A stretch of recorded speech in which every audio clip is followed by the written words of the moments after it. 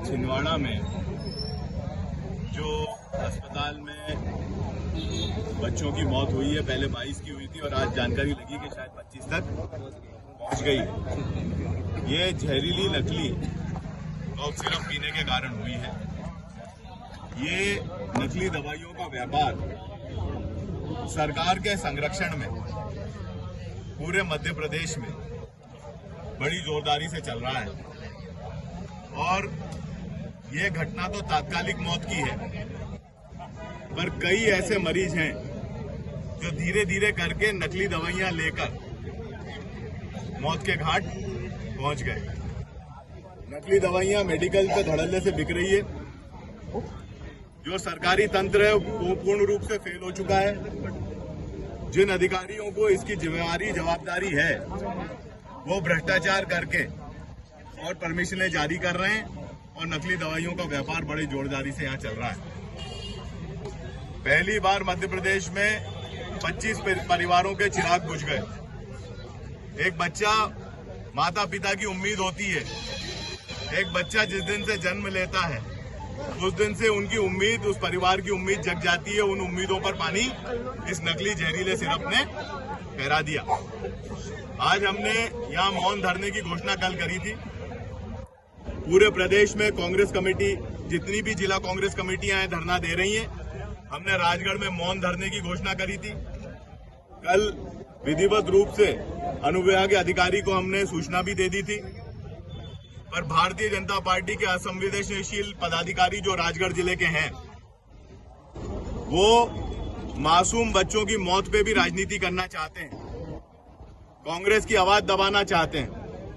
हमारे को कल रात तक ये था क्लियर कि हमें परमिशन दी गई है। सुबह सुबह हमारी परमिशन निरस्त की गई। नगर पालिका ने हमारा टेंट उखाड़ दिया, प्रशासन ने दबाव बनाया, पर कांग्रेस राहुल गांधी के एक ही नारे के साथ चलेगी, डरो मत। और निडरता के साथ हमारे सब कांग्रेस परिवार के साथी यहाँ उपस्थित हुए।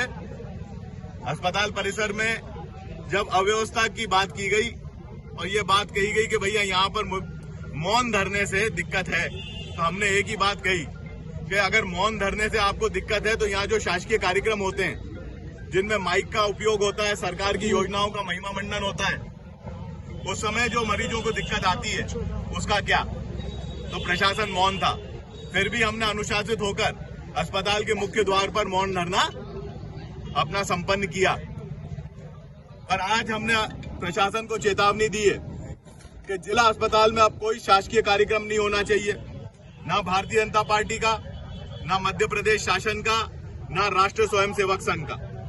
अगर कोई भी ऐसा कार्यक्रम राजगढ़ जिला अस्पताल में किया गया, चाहे उसमें प्रभारी मंत्री आ रहे हो, मुख्यमंत्री आ रहे हो, यहाँ के सांसद विधायक हो या कोई भी हो, और यहाँ माइक का उपयोग हुआ, मरीजों की अव्यवस्था की गई, यहाँ पर इकट्ठा करके कुर्सियां लगाकर, टेंट लगाकर अगर कोई भी कार्यक्रम किया गया तो कांग्रेस पार्टी उसका विरोध करेगी, अपना विरोध दर्ज कराएगी और हर प्रकार से विरोध दर्ज कराएगी। ये चेतावनी हमने दी है प्रशासन को, और प्रशासन कान खोल के सुन ले कि कांग्रेस यहाँ पर डरने वाली नहीं है और दबने वाली नहीं है।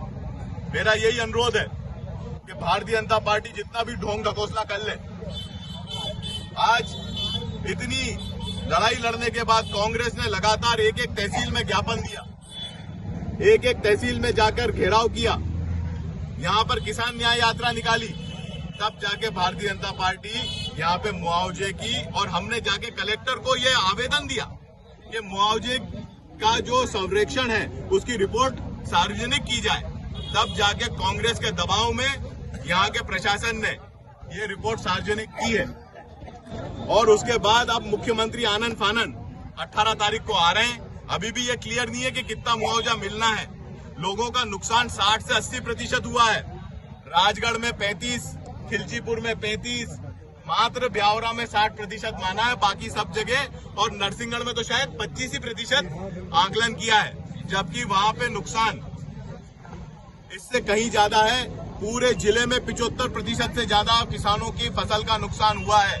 पर भारतीय जनता पार्टी की सरकार की पहले तो मंशा नहीं थी, पर कांग्रेस पार्टी के प्रदर्शन और किसान न्याय यात्रा के दबाव में आकर उनने मुआवजा बांटने का दिन तय किया। पहले हम देखेंगे मुआवजा। और कुछ भारतीय जनता पार्टी के जनप्रतिनिधि खिलचीपुर के जो विधायक हैं वो स्वयं तो अपनी पत्नी को मुख्यमंत्री तीर्थ दर्शन योजना में भेजते हैं और अभी सम्मेलन में एक झूठा भाषण दे रहे थे कि जब कांग्रेस की सरकार थी तब मुआवजा नहीं मिला। मैं भारतीय जनता पार्टी के नेताओं के कान खोलना चाहता हूं कि 2019 में जब मैं भारतीय कांग्रेस पार्टी की सरकार में मंत्री था तब 500 करोड़ से ऊपर मुआवजा और 700 करोड़ से ऊपर बीमा किसानों के, राजगढ़ जिले के किसानों के खाते में डला। ये कमलनाथ जी की सोच थी, उस समय राजा दिग्विजय सिंह जी की सोच थी। उसके आधार पर यहाँ के किसानों को फायदा मिला था। ये झूठा भ्रम फैलाते हैं कि कांग्रेस ने कुछ नहीं दिया। कांग्रेस ने इस जिले का जितना सर्वांगीण विकास है सब कांग्रेस ने किया है।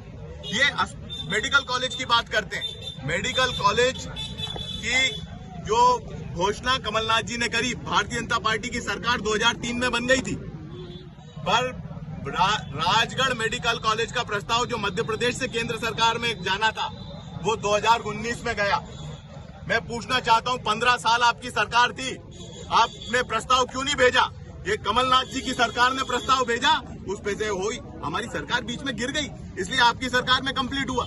अगर आप हमारी सरकार चोरी नहीं करते तो हमें हमारी सरकार में ही कंप्लीट होता मेडिकल कॉलेज, और कई तेजी से होता जो आज ये अधूरा काम पड़ा या पड़ा नहीं रहता। तो मेरा यही अनुरोध है कि इस प्रकार का भ्रम जो भाजपा फैलाती है, आज अस्पताल की अव्यवस्था देखिए, हमें तो बाहर बिठा दिया पर यहाँ ओटी बंद है, यहाँ सिजेरियन ऑपरेशन नहीं हो रहे हैं, गायनेकोलॉजिस्ट उपस्थित नहीं है, सर्जन उपस्थित नहीं है। अरे भाई, भारतीय जनता पार्टी के लोगों से मैं कहना चाहता हूँ, सोनोग्राफी नहीं है, आप अस्पताल की सुविधाओं पे, आपकी सरकार है, सुविधाओं पे ध्यान दो, इस बात पे मत दो कि कांग्रेस क्या प्रदर्शन कर रही है। और मासूम बच्चों की मौत पे हम राजनीति नहीं करना चाहते थे। हमने मौन धरना देके संदेश दिया है कि भ्रष्टाचार बंद करो, नकली दवाइयों का धंधा बंद करो, ऐसी घटना ना हो।